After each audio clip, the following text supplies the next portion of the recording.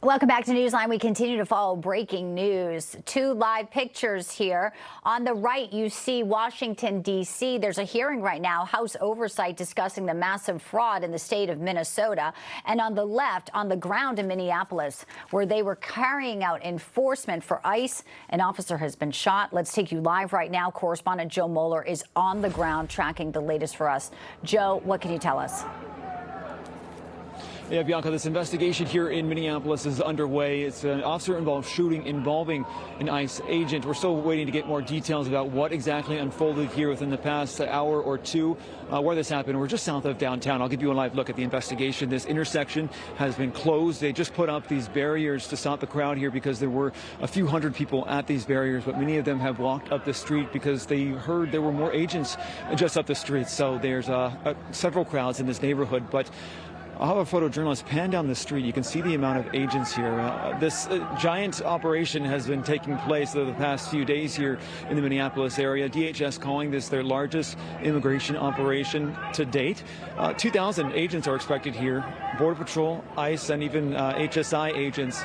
You can see police and sheriff here for this investigation. Again, we're still waiting to get details. Reportedly, it was an ICE agent who opened fire, but we don't know who exactly was shot here. So we're hoping to get that information here.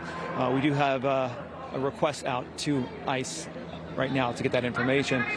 The police chief here just had a press conference yesterday, worried about some unrest taking place in this city after seeing what's happened in other cities with the protests.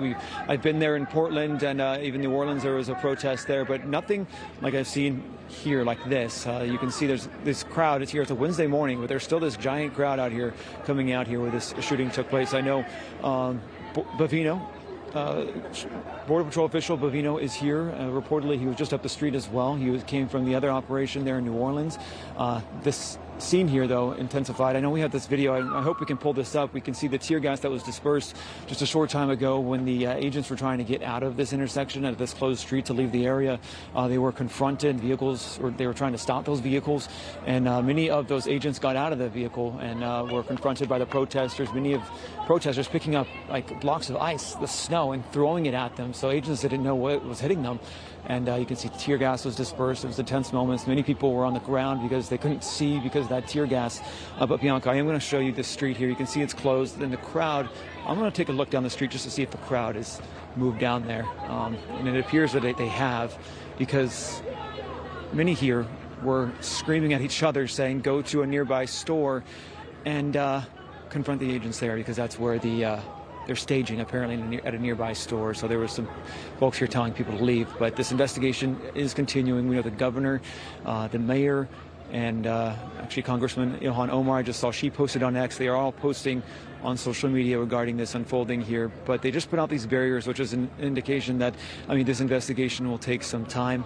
You do have the local law enforcement here, including the sheriff and the police department. But we'll be out here trying to gather those details that we don't have just yet. Bianca.